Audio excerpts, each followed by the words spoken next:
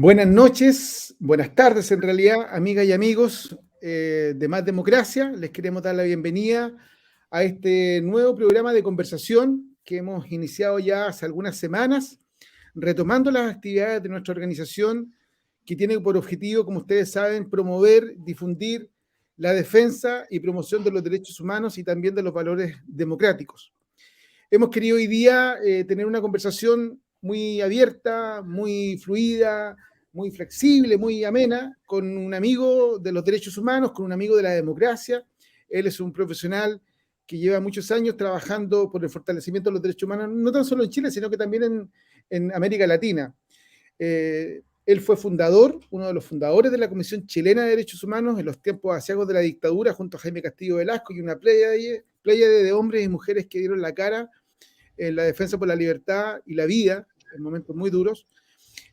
Posteriormente se abocó a los temas internacionales, siempre en la arista humanitaria y en la arista de la defensa de los derechos humanos en otros confines de América Latina, sobre todo. Él es cientista político y hoy día está con nosotros y yo le quiero agradecer porque además está a puertas de iniciar un viaje en el día de mañana por razones personales y familiares a Francia a ver a su familia. Así que buenas noches, Marcel, gusto saludarte y gracias por aceptar esta invitación.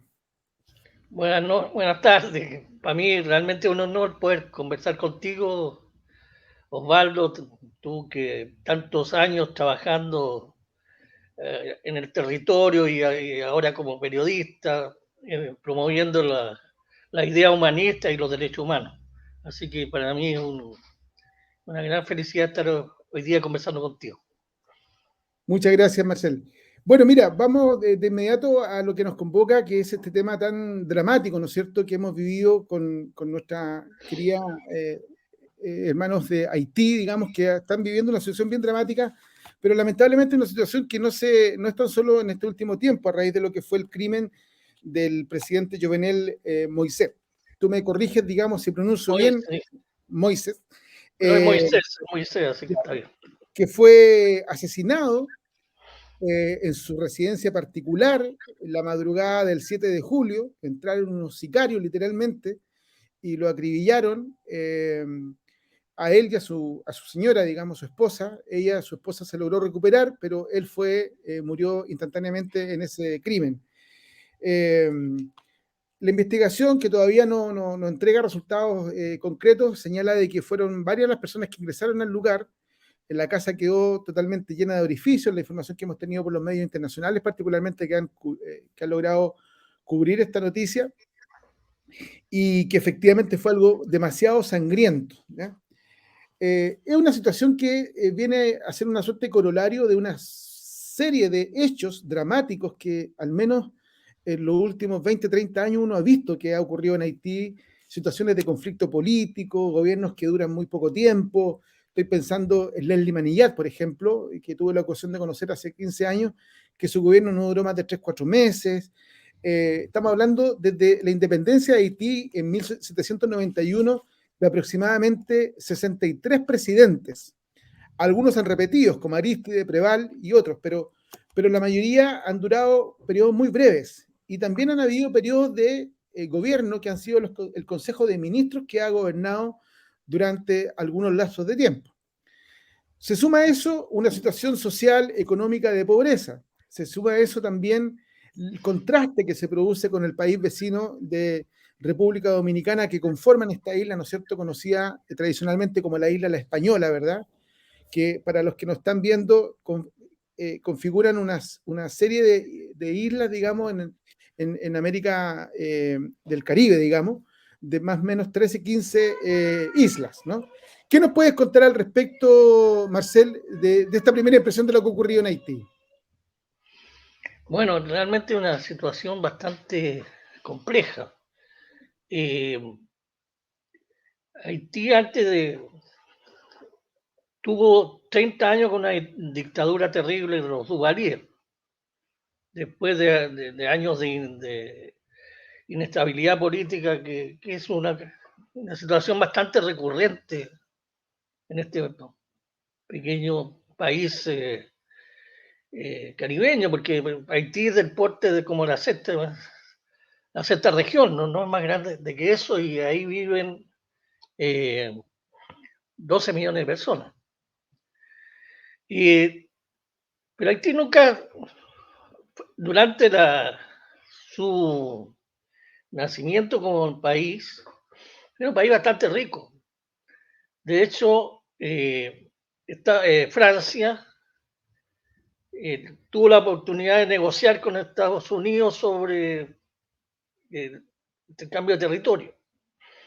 Y los americanos le habían ofrecido Carolina del Sur. Y Francia prefirió quedarse con Haití, porque decían la perla del Caribe. Era productora de café, de algodón, de otras cosas, pero funcionaba en un sistema esclavista total. O sea, era próspero gracias a que no pagaba mano de obra.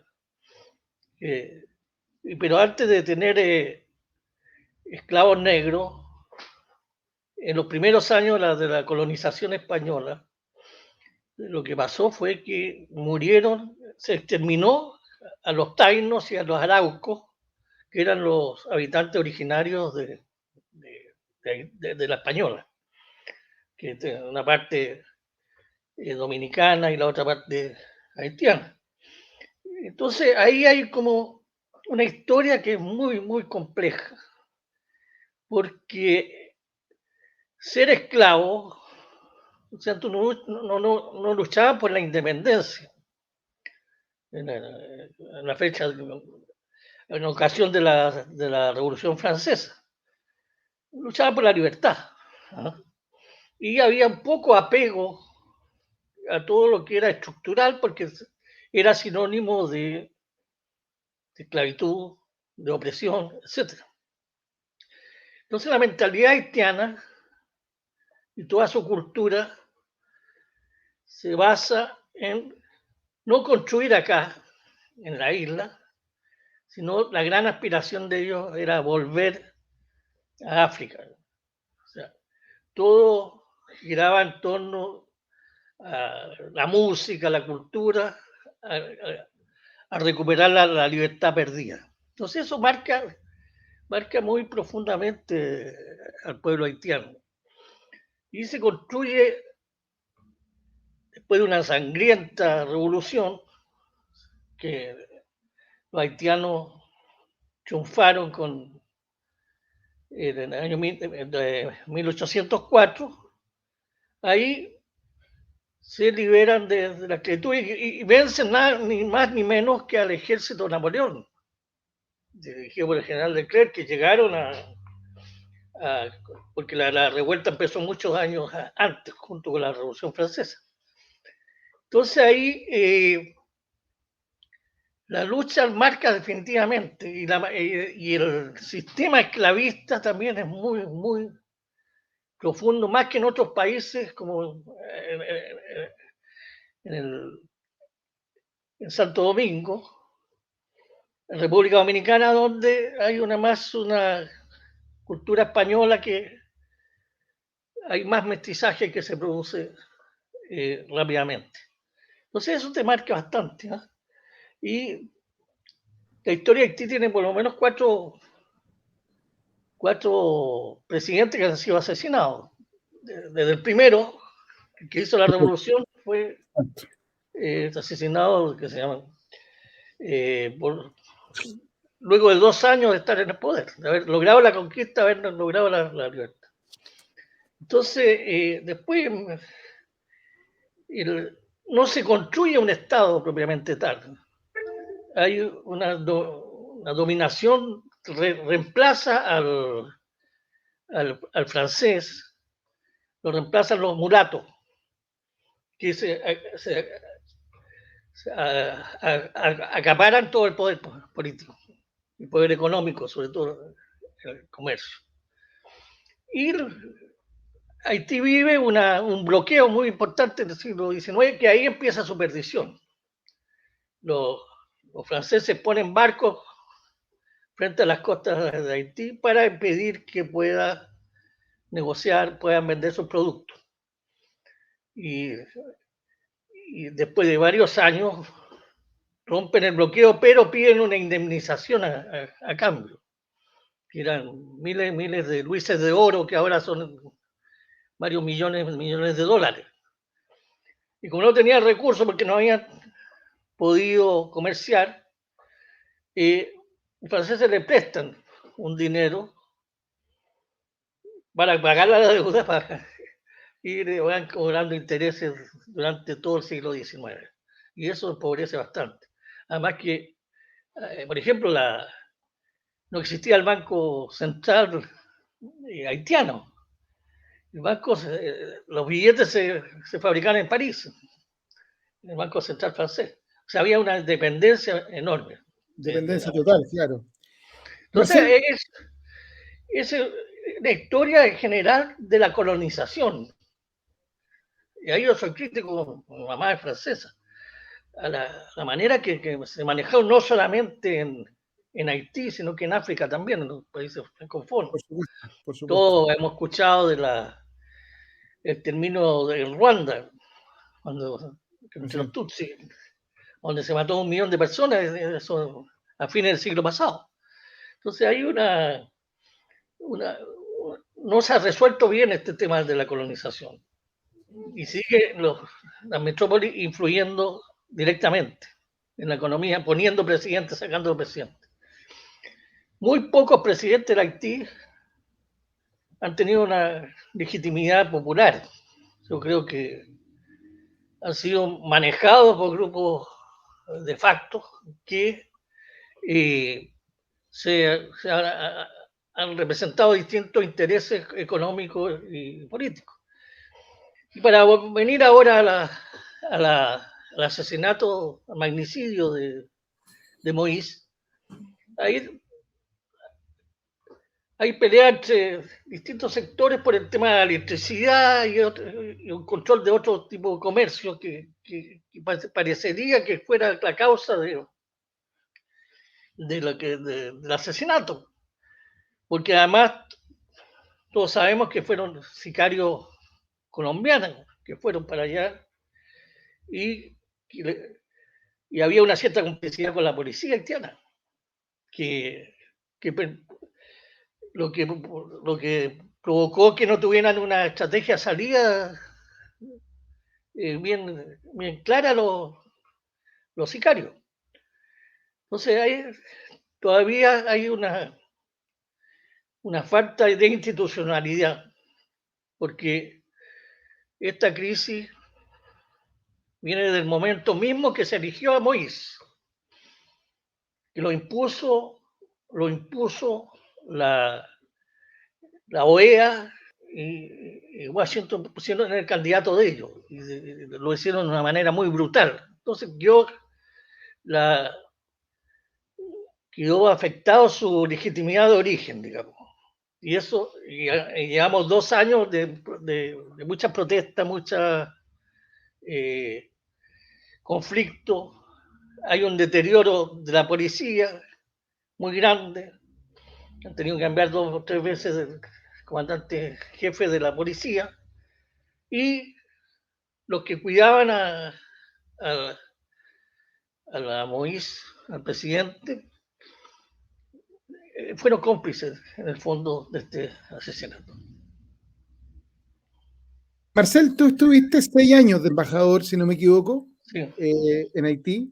Has sido, si no me equivoco, el diplomático con mayor permanencia en Puerto Príncipe en representación de la misión diplomática chilena, ¿verdad? Sí. En su historia, de hecho. Te tocó vivir momentos bien dramáticos, porque además tú, si no me equivoco, corrígeme, viviste el terremoto, el gran terremoto que sucumbió gran parte de las ciudades de Haití, no tan solo Puerto Príncipe principalmente, ¿verdad? Sí. Y ahí surgió también surgieron varios análisis respecto a la ayuda humanitaria que siempre ha estado llegando a Haití de distintos organismos internacionales y de cómo también en ese ámbito, en ese aspecto, lamentablemente la corrupción ha permeado estos canales de ayuda humanitaria a la población haitiana. ¿Cuál fue tu mirada en ese momento, digamos, respecto a esta situación? Porque sabido es que los organismos internacionales, particularmente los multilaterales que apoyan realidades como la de Haití, obviamente hacen un esfuerzo permanente Sin embargo, se sabe que también hay otros países donde han ocurrido este tipo de situaciones, no es un misterio, pero Haití ha sido como el ejemplo más citado de este tipo de situaciones respecto a cómo muchas veces la ayuda humanitaria ha tenido otros fines y no el que corresponde. Es tan así efectivamente lo que te correspondió a ti ver en ese momento, casi 6 años, un poco más de 6 años, digamos, porque después tú además dejaste de ser embajador, pero seguiste vinculado al apoyo internacional a Haití desde organismos internacionales, si no me equivoco, ¿verdad? UNASUR, sí. Exacto. Sí, mira, yo creo que la ayuda humanitaria es un tema bastante importante que hay que analizar, ¿no? Porque yo soy muy crítico de la manera en que se administra.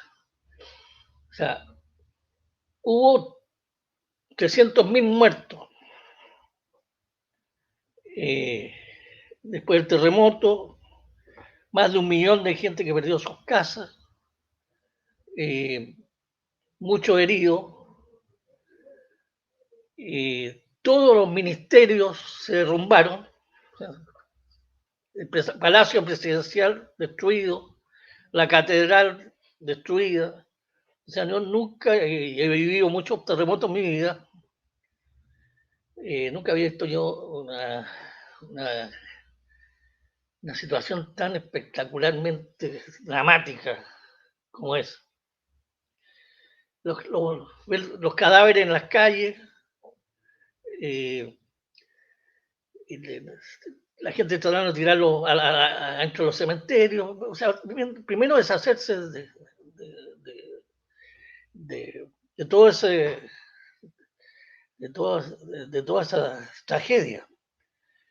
Y entonces, a mí me tocó mucho estar con el primer ministro y los primeros días no se podían andar en auto, entonces él andaba en moto y yo, porque uno, y eso pasa mucho en República Dominicana, en varios países donde los taxis son motos, eso es muy entretenido. Y empezaron a tratar de reconstruir el gobierno. Y para eso no había ningún espacio disponible. Y en el fondo estaba cerca del aeropuerto, donde había una arboleada. Entonces, en un sector, en un árbol estaba el Ministerio de Educación, estaba el Ministerio de Justicia, qué sé yo, de Obras Públicas, pero sin ninguna capacidad de salud, sin ninguna capacidad de reaccionar. Y se empezó a estructurar ahí el gobierno y a canalizar la ayuda que iba llegando. Pero el problema, la simetría es muy grande de el poder que tiene la multinacional, las Naciones Unidas, el PNUD, la OIM, etcétera, y lo que tiene, el recurso que tenía el gobierno haitiano. No tenía prácticamente toda esa ayuda la administraba las Naciones Unidas, no la administraba el gobierno haitiano. Y, por ejemplo, no preguntaba a los beneficiarios lo que querían, o sea, lo que necesitaban. Llegaban con un modelo hecho, por ejemplo, la UNICEF llegó con 200 funcionarios. Y que 200 funcionarios que no ayudaban absolutamente en nada. Imagínate cuánto Exacto. cuesta un funcionario cada uno, sueldo, Exacto. Diariamente el valor, digamos, en dólares. en dólares inmensos. Mm. En vez de dar esos recursos a la gente para que se organice a comprar comida, etc. El PAM también. Una burocracia, digamos, que en el fondo no contribuía a resolver el problema que estaba No, viviendo la población. y además administrar, entonces dicen, se pierde la plata. Y la verdad es que no se pierde, se gasta en cosas suntuarias. La, la ministra de Relaciones Exteriores de Estados Unidos, la Margaret, decía que de cada $10 que ellos aportaban a Haití, 9 regresaban a Estados Unidos. O sea que no es tanta la. Y el otro el otro gran problema son las ONG. Habían como 3.000 ONG declaradas y otras tantas que no. Sí. Entonces ellos decidían qué proyectos se hacían, sin consulta con la población, sin consulta con los municipios. Entonces uno sufría eso de impotencia. Nosotros hicimos como chilenos varios proyectos, pero los protagonistas se los dábamos a los haitianos, aunque había un control bastante grande con respecto a los presupuestos, pero el rol de la decisión la tomaban ellos. Es un maravilloso centro de niños en el sur de Haití, donde se trabajaba a nivel agrícola, la educación, ellos decidían qué tipo de alimentos iban a entregarle a los niños y se formaba, no existían ahí las parvularias, y ahí se empezó a formar parvularios para que se ocuparan de los niños. Pero no éramos nosotros los que dirigíamos, trabajábamos conjunto. Yo me metí bastante en eso porque había que empezar por algo, empezar por los niños. Exacto. Y sobre todo que la gran cantidad de desnutrición que hay es inimaginable. Entonces, y las otras ONG que responden a intereses religiosos, muchos evangélicos que tienen pequeñas iglesias que reciben financiamiento de afuera, pero que no pasan por la institucionalidad. Entonces, ¿por qué digo esto? Porque en el fondo se ha ido afectando la soberanía de Haití. No se ha fortalecido la institución. Incluso en lo político, se crea un modelo que no corresponde. Hay otro tipo de organización territorial que podría tener mayor permanencia en el tiempo. Por ejemplo, es tan así que desde la primera constitución que tuvo Haití, en 1804, dentro de la constitución decía que frente a las amenazas, si llegaban ruidos de cañonazo, porque lo explican de esa manera, se quema todo y nos vamos a la montaña. O sea, para que eso esté en la constitución de un país, que decir que el apego incluso a los edificios es muy débil.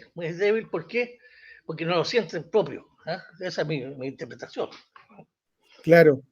Ahora, hay un hecho que yo me tocó vivir hace ya más o menos casi 20 años, 18 años quizá. Yo tuve la oportunidad de estar en un seminario de derechos humanos y fortalecimiento de la democracia en República Dominicana, y me recuerdo que hubo una situación ahí que se generó en Puerto Príncipe. Estaba Leslie Manillat, no era primer ministro todavía, no era presidente, pero era un líder, digamos, político con su señora, que también era una destacada académica, rectora de la universidad, recuerdo.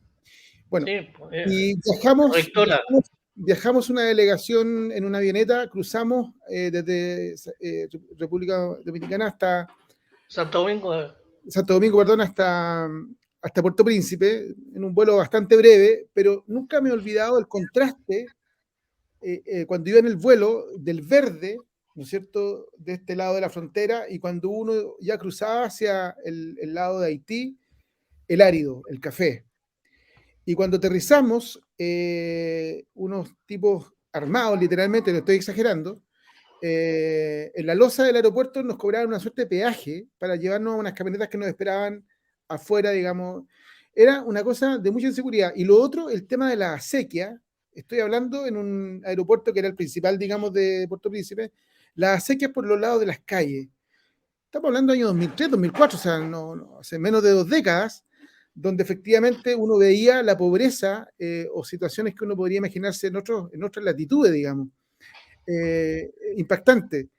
Y cuando llegamos a la casa del señor Manillat, eh, había un portón con dos personas, digamos, Guardia, descalzas con una fusiles, literalmente. O sea, una cosa muy escopeta. particular, porque yo nunca, o sea, íbamos a una reunión para invitar a esta persona y particularmente a la señora, que era una académica, a que fuera a exponer, y era ese tipo de seguridad.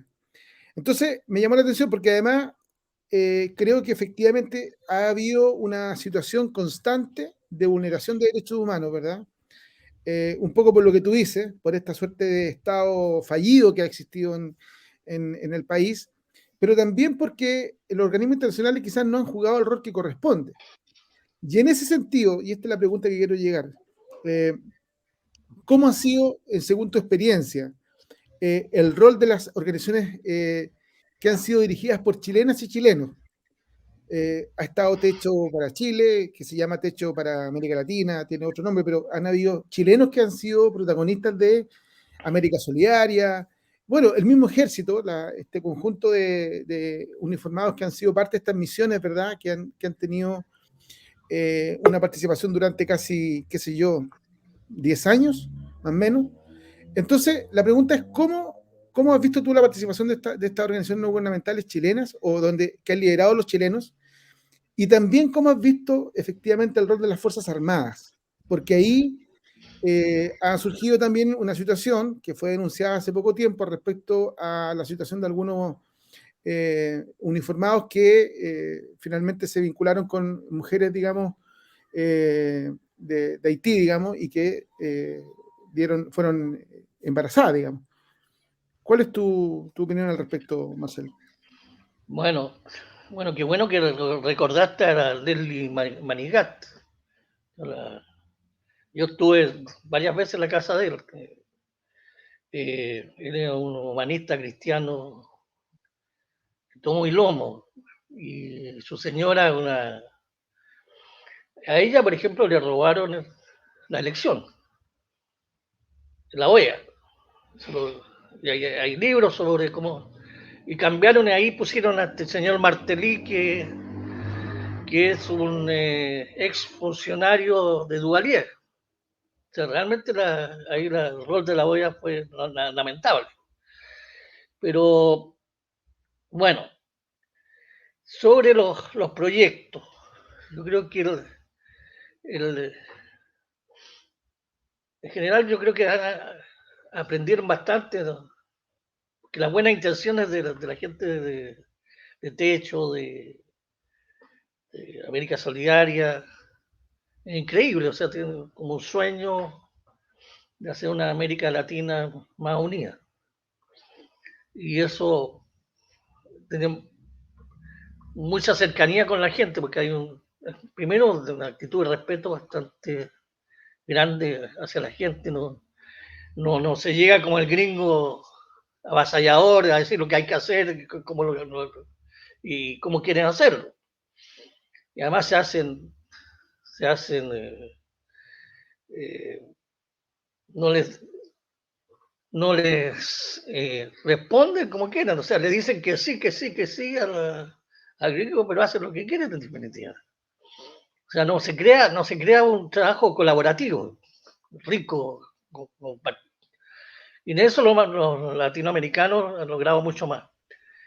Y con respecto a la fuerza de la minuta, yo creo que hubo un primer periodo que fue muy glorioso, que fue, por decir una palabra, cuando estuvo Juan Gabriel Valdés, el representante secretario general. ¿Por qué? Porque logró realizar una elección limpia. Siempre los problemas en Haití empiezan por alguna elección, que hubo alguna estafa, alguna corrupción, siempre pasa ahí. Creo que ¿qué se hizo en ese periodo? En ese periodo influíamos bastante Argentina, Brasil y Chile porque éramos los tres que teníamos tropas. Primero, hablar con todo el mundo. Generalmente, desgraciadamente, hay mucha tendencia de los organismos internacionales de hablar con la élite nomás, pero no hablar con la gente del pueblo. Hay los barrios más pobres, como Cité Soleil, que se habla mucho, donde viven millones de gente, se fue a conversar allá y Juan Gabriel fue para allá. Entonces se hizo unas elecciones muy, muy limpias, aunque quisieron evitar que Preval que fuera candidato, porque no le gustaba a los Estados Unidos. En ese periodo fue muy... Se terminó con las bandas armadas, se apoyaron los municipios, se dijeron las cámaras de diputados que funcionó hasta el final de ese periodo, y el Senado, pero, pero el problema subsistía con las organizaciones de Naciones Unidas específicas, por ejemplo, la de salud, Panamericana de Salud, el Programa de Alimentos Mundial, PAM, con el PNUD, que cada uno tenía su parcela, y lo lógico hubiera sido que ellos pusieran al servicio de la misión, y no que cada uno tuviera un proyecto independiente y con socios independientes, sino que fortalecer, bueno, en el tema de salud, fortalecer el hospital público de los distintos hospitales públicos. No solamente manejar los remedios y darlo a organizaciones no gubernamentales que sustituyen al Estado. Porque las organizaciones no gubernamentales tienen que ir de apoyar, no tener un proyecto paralelo, porque muchas hacen programas, hacen actividades y después se van, no queda nada, absolutamente nada. Porque tienen los recursos, los gastan como quieren y no van dejando huellas, no van dejando raíces, que es lo importante. Son cosas efímeras. Y son efímeras porque no se hace con la gente. Nosotros apoyamos a mujeres campesinas que venían del alto, arriba de los cerros, es donde se planta, donde está todo el vergel de Puerto Príncipe. Pero ellas tenían que andar a pie 30 kilómetros para llegar a los mercados a Puerto Príncipe. Entonces salían tarde de la noche y en el intermedio había un lugar que creó un cura ahí para recibirla para que pudieran dormir. Porque si no, ¿qué pasaba? Que muchas veces les robaban su mercadería, su hortaliza, y no tenían ninguna seguridad. Entonces ahí se apoyó un proyecto concreto, que era una necesidad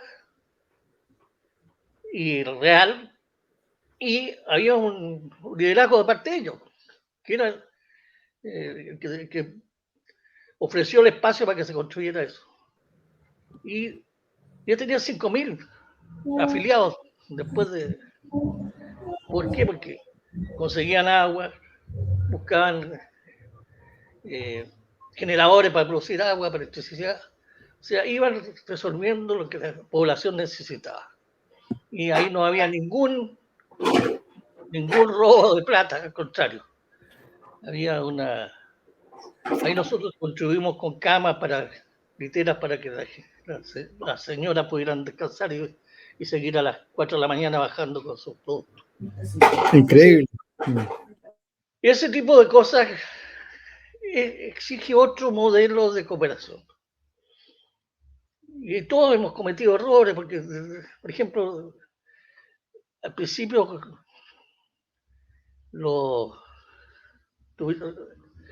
de hecho para Chile tuvo unos recursos y quisieron construir casas de autoconstrucción, pero las querían traer la trajeron de República Dominicana.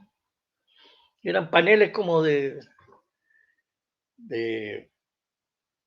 cemento, ¿no? Que se instalaban y todo lo más. Pero el problema fue que las compraron allá porque conocían a alguien que las vendía. En el traslado, como los caminos están llenos de hoyos, la mayoría de los caminos no tiene cemento, no tiene, No está pavimentado. está pavimentado, ni mucho menos. Entonces, de todas las casas no, se quebraron en camino, por todos los hoyos, por los saltos, todo. Entonces se perdió una cantidad de plata enorme ahí por no haber previsto eso. Y además, esos mismos recursos de haber comprado material que los haitianos usan para hacer sus casas, hubiera sido mucho más barato. Después corrigieron eso y fue una buena experiencia. Pero en Pero rigor ha habido una buena experiencia, no ha habido sí, casos, digamos, de corrupción o cosas por el no, estilo. no, pero eso es que lo que pasa es que la corrupción se da, por ejemplo, con el terremoto, cuando la UNICEF sabe 200 funcionarios que van a estorbar más que a ayudar. Claro, Y ahí se va plata de organismos internacionales que dan. exacto. El problema está como un modelo de gestión para que no se pierdan los recursos. Los Y recursos. eso se puede hacer. Hay gente que lo ha hecho. Nosotros lo hemos hecho. Claro que siempre ha habido algunos errores que hemos cometido, pero, hay la autoridad de que se está trabajando en conjunto. Y eso es muy importante. Ellos saben y se respetan. Se toma mucho tiempo al principio para hacer una especie de cartagán, fijar bien los objetivos y se administra en conjunto. Entonces, y el presupuesto responde a... Y, y haciendo una paridad real, porque de repente, claro, al haitiano lo hacen, le pagan como chofer, le pagan $300, trabaja 24, y el funcionario internacional gana $5.000, como mínimo.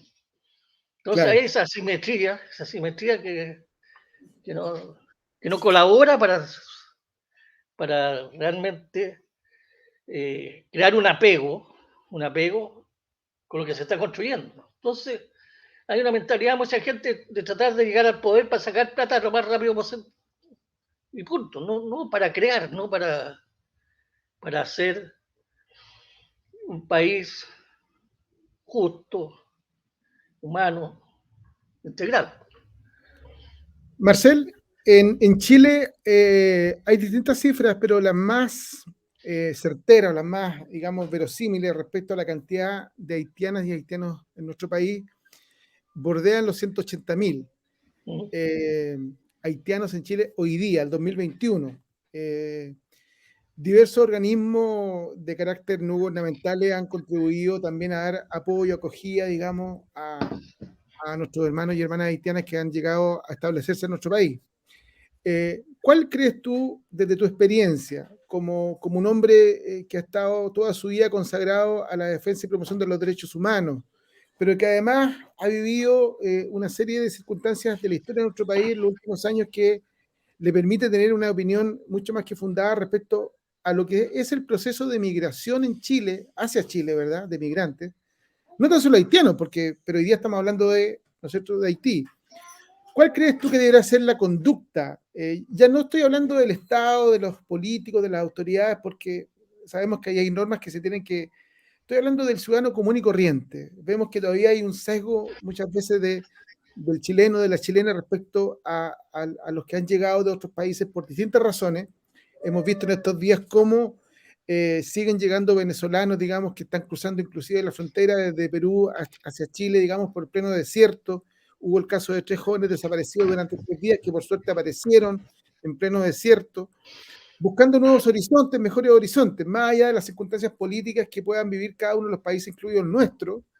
Nadie está libre, digamos, de las dificultades, los conflictos sociales y económicos, pero claramente Chile ha sido visto como un país donde muchos quieren llegar.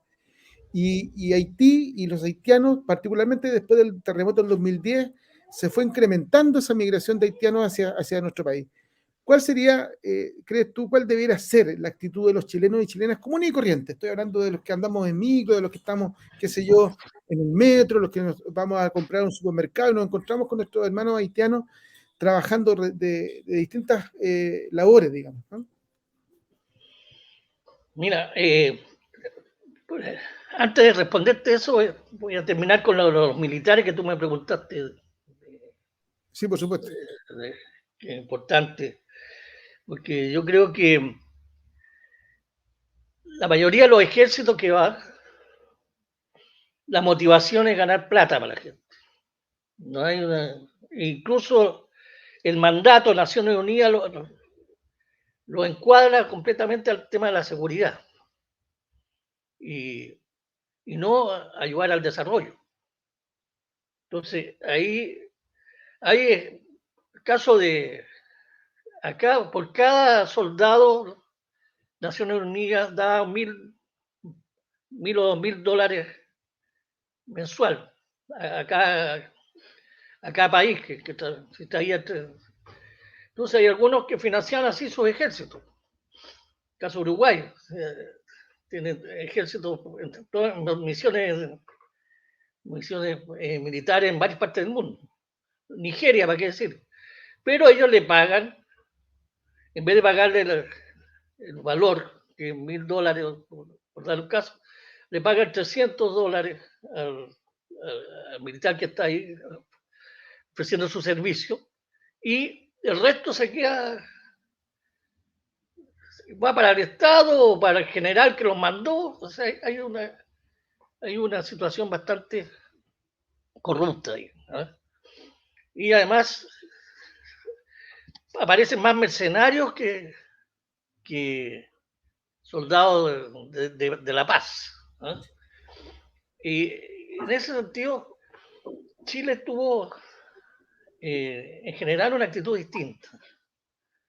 Me tocó mucho compartir con los militares chilenos en general. Querían ellos, por ejemplo, con los ingenieros militares, ayudar a mejorar los caminos, transportar agua para orfanatos. Ahí trabajaron mucho con orfanatos. Pero después de Naciones Unidas les prohibió el trabajo humanitario. De ahí Juan Gabriel Valdés peleó bastante eh, con la burocracia de Naciones Unidas, que no quería que se hicieran otro tipo de cosas. O sea, teníamos capacidad de más, teníamos los recursos, estábamos ociosos. Solamente era arreglar los patios de los campamentos y prohibir el trabajo hacia la comunidad. Y la cosa, yo creo que, claro, hubo excesos. En el caso chileno fueron muy pocos. No, no hubo ningún caso de violación. Lo que sí Perfecto. hubo problemas de paternidad, o sea que no reconocían los hijos. Pero nadie, por lo menos en la embajada cuando fueron a reclamar un apoyo, no era, nunca acusaron a un militar que hubiera hecho algo con violencia. Claro que sí había una cierta violencia porque había una asimetría total entre el militar que podía darles cosas a la gente, Claro. seducirla materialmente. Pero eso es inevitable, ¿no?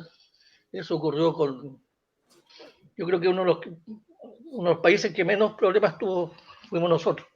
Fue Chile. Sí, eso No hay fue que un patrón. reconocerlo. Bueno, el tema de la migración, el tema de la historia de la humanidad,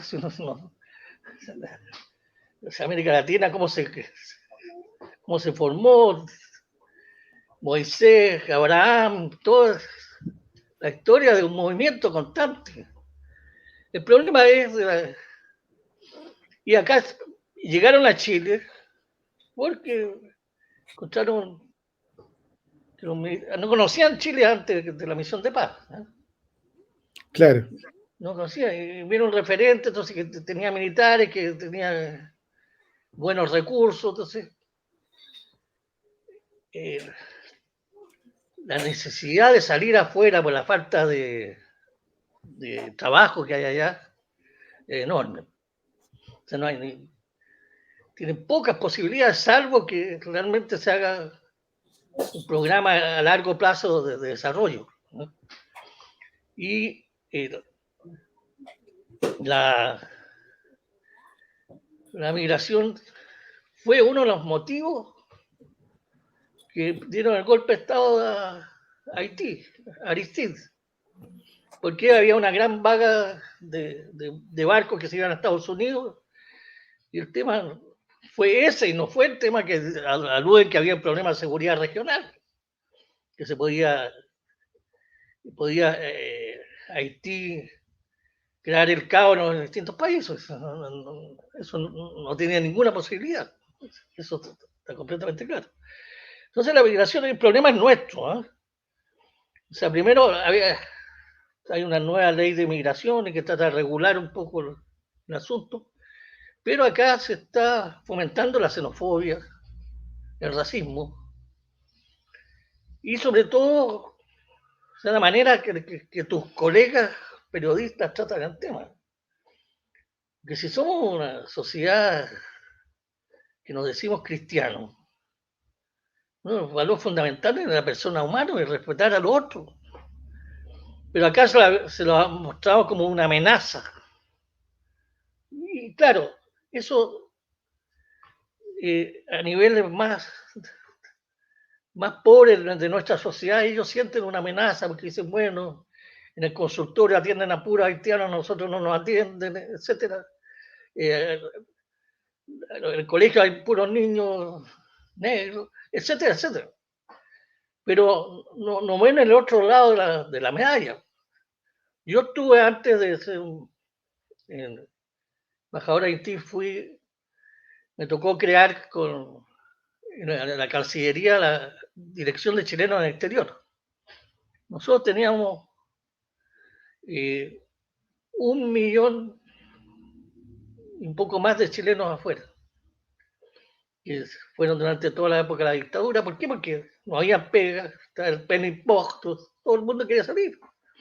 Entonces, uno tiene que acordarse de esa situación también, o sea que Chile también tiene una gran colonia afuera Sin duda. y, sufren, han sufrido también la xenofobia. La discriminación.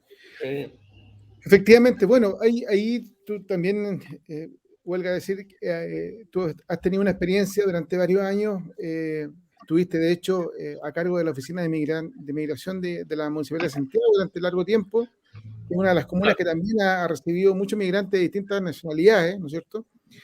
Y donde quizás es una de las comunas donde se expresa mayormente esta diversidad de distintos países que han ido llegando, personas que han ido llegando a nuestro país. En ese sentido, ¿cuál crees tú que debiera ahora abordarse? Hay distintas iniciativas, estamos en pleno proceso constituyente, ¿verdad? Donde esperemos que de aquí a un año tengamos una nueva constitución, tenemos cifrada esperanza en ese proceso. También estamos a puerta 3 meses, 4 meses de elegir presidente de la República o presidenta de la República, elegir un nuevo parlamento. Y hemos escuchado poco de los actores políticos sobre el tema migración. Y hay una situación que tiene que ver particularmente con los fenómenos de cambio climático que se están acentuando en todo el mundo, ¿verdad? Y que también van a ir generando condiciones de migración de distintos índoles, de distintos aspectos. ¿Cuál crees tú que deberá ser, digamos, el rol del nuevo Chile que se avisora, digamos, en el próximo año, en los próximos tiempos, digamos, respecto al tema de las migraciones, considerando también estos fenómenos que también tienen, digamos, sin duda, una responsabilidad humana, que es el tema del cambio climático, el calentamiento global, ¿verdad? ¿Cómo ves tú que eras como país, ya como país también, y en esta articulación que hoy día Chile tiene a través de organismos multilaterales, no tan solo la OEA, sino que otros organismos también en el aspecto social, económico, de la sociedad civil, ¿ya? O también el rol que tenemos en organismos internacionales de derechos humanos? Mira, yo estoy convencido que la primera cosa que es fundamental es revisar nuestra política exterior, porque ningún país solo puede resolver el tema. Europa creó la comunidad europea y, y eso ha beneficiado a todos los países, ¿no? Por ejemplo, el caso del narcotráfico. Narcotráfico, si no hay una buena organización latinoamericana que enfrente el tema y políticas parecidas, se va a ir trasladando de un lado a otro y no se va a solucionar la cosa, no se va a solucionar los problemas de fondo. Pero acá tiene que haber un concepto que somos un país diverso. Yo soy partidario de un Chile plurinacional, donde se reconozcan todas las identidades, comunidades que viven en nuestro país, sobre todo nuestro pueblo indígena. Y se plantea otra nueva mirada de la relación entre nosotros. Somos un país muy centralista. Hay que, como tú dices, van a venir los temas, las consecuencias del calentamiento global, el problema del agua, Así y todo es. estos tipos de, y eso tiene que haber soluciones globales y latinoamericanas. Yo creo que tenemos que repensarnos, y por suerte que estamos en este proceso constitucional, repensarnos cómo podemos todos vivir bien en nuestro país. Y sobre todo darle seguridad a los más, más pobres de nuestro país. O sea, porque ellos ven amenazas que le van a quitar la pega, que le van a, que la migración es causa de los malos salarios, etcétera, etcétera. Y eso se soluciona con un país no subsidiario, con un país donde los derechos sean fundamentales. Así es.